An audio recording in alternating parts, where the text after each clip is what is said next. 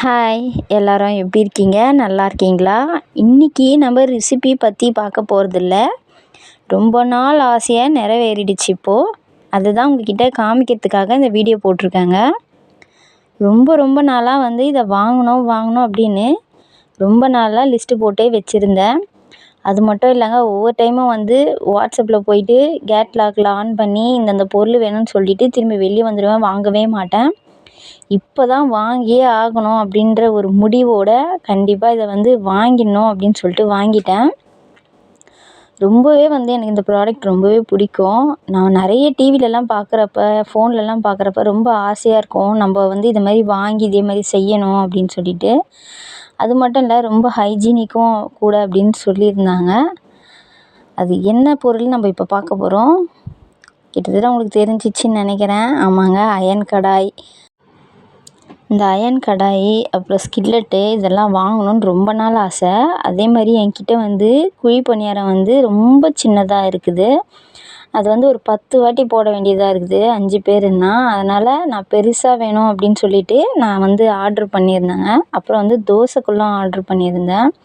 என்கிட்ட ஏற்கனவே ஒரு இரும்பு தோசைக்கல், அதுவும் பக்கத்துலேயே சூப்பர் மார்க்கெட்டில் வாங்கினேன். அது ஓரளவுக்கு வெயிட் கம்மியாக இருக்கும், ஆனால் அதுலேயும் சூப்பராக தோசை வருங்க. இதுக்கும் நான் சீசனிங் பண்ணாததான் பக்கத்தில் சூப்பர் மார்க்கெட்டில் விற்றாங்க. அதை நான் வாங்கிட்டு நானே சீசனிங் பண்ணி வச்சுருக்கேன். அதுக்கப்புறம் க்ரில் பேனு, இதுவும் ரொம்ப நாள் என் லிஸ்ட்டில் இருந்துச்சு. எப்படியாச்சும் வாங்கணுன்னு அப்படி கண்கூத்தி பாம்போட்டும் காத்துட்டே இருந்தேன். காசு சேர்த்த உடனே நம்ம இதை வாங்கிடணும் அப்படின்னு சொல்லிட்டு வாங்கியாச்சு வெற்றிகரமாக. அப்புறம் நல்லா ஸ்கில்லெட்டு செம்ம வெயிட்டுங்க. ஒவ்வொன்றுத்தையும் தூக்கவே முடியல, அந்த அளவுக்கு வெயிட்டு. அது மட்டும் இல்லாமல் நான் ஒரே கையில் ஃபோன் வச்சுட்டு ஒரே கையில் எல்லாமே எடுக்கிறேன். ரொம்பவே செம்ம வெயிட்டு. பயங்கரமாக ஒவ்வொன்றும் ஒரு 3-4 கிலோ இருக்கும் பழகுதுங்க, அந்த அளவுக்கு செம்ம வெயிட்டு. இப்போ பாருங்கள், ஒரு தோசை கரண்டி கொடுத்துருக்காங்க. அதில் ரொம்பவே சூப்பராக குவாலிட்டியாக நல்லா சூப்பராக இருக்குது. இதில் பிடிச்சது பார்த்திங்கன்னா இந்த குட்டி கடாய் தான். ரொம்பவே அழகாக க்யூட்டாக சூப்பராக இருக்கும் இந்த கடாய். நல்லா ஃபினிஷிங்காக சூப்பராக இருக்குது பாருங்கள். நம்ம ரெடி யூஸ் பண்ணலாம், சூப்பராக இருக்கும். அப்புறம் பார்த்திங்கன்னா இந்த ஆர்ட்ரு பார்த்திங்கன்னா, என்ன ஆர்ட்ரு பண்ண உடனே எனக்கு அவங்க டெலிவரி பண்ணிட்டுருக்காங்க. ஆனால் இது எனக்கு வர்றதுக்கு பார்த்திங்கன்னா 10 டேஸ்க்கு ஆகிடுச்சு. என்னடா நம்ம ஆர்ட்ரு போட்டு நமக்கு இன்னும் வரவே இல்லையே அப்படின்னு நான் பார்த்துட்டே இருந்தேன். அப்புறம் தான் என்ன பண்ணுறதுன்னு தெரியல. நான் ஒரு மறுநாள் ஊருக்கு போனோம். நான் ஊருக்கு போனதுக்கப்புறம் டெலிவரி வந்துச்சு. நான் என்ன பண்ணுறதுன்னு நான் எஸ்டி கொரியருக்கு போயிட்டு அவங்கக்கிட்ட விசாரித்தப்போ அப்புறம் அவங்க குடோன் காமிச்சாங்க. குடோனில் போய் கேளுங்கன்னு சொல்லிட்டு குடோனில் போனால் அங்கே தாங்க இருக்குது. ரொம்ப அநியாயம் இந்த எஸ்டி கொரியர். ஒரு பொருளை கரெக்டாக டெலிவரியே பண்ண மாட்டேங்கிறாங்க.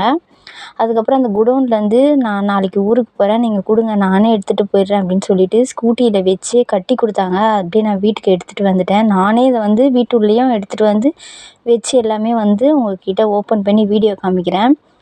அதுவும் அந்த குடோனில் ஏதோ ஒரு மூலையில் போட்டு வச்சுக்கிறாங்க. இதே உடையிற பொருளாக இருந்தால் என்ன ஆகுறது பாருங்கள்.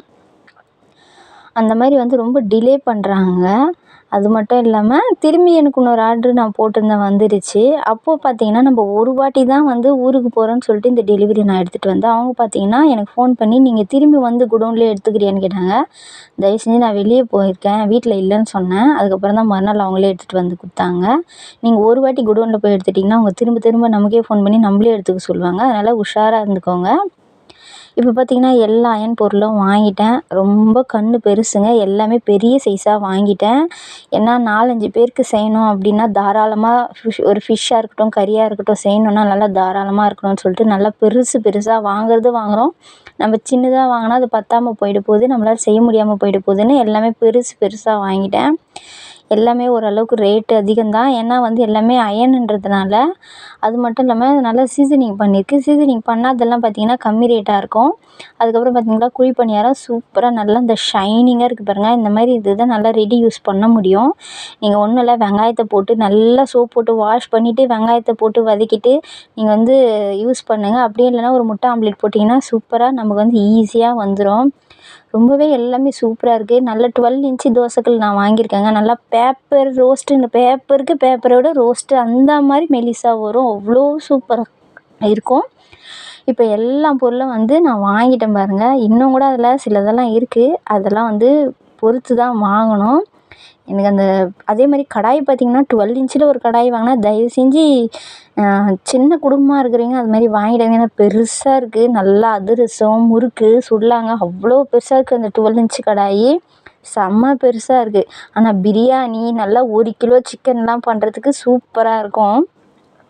நல்லா ஸ்கில்லுட்டும் எல்லாமே நான் பெரிய சைஸ் வாங்கினேன். நான் குட்டியாக வாங்கினேன் அந்த கடாய் மட்டும்தான், அது ரொம்ப ரொம்ப க்யூட்டாக அழகாக இருக்குது. அப்புறம் ஃபிஷ் ஃப்ரை பண்ணுறதுக்காக க்ரில் பேன் வாங்கினேன். இரும்பு பாத்திரத்தில் செய்கிறது ரொம்ப ஹெல்த்திங்க. இந்த வீடியோ உங்களுக்கு பிடிச்சிருக்குன்னு நினைக்கிறேன். தேங்க்யூ.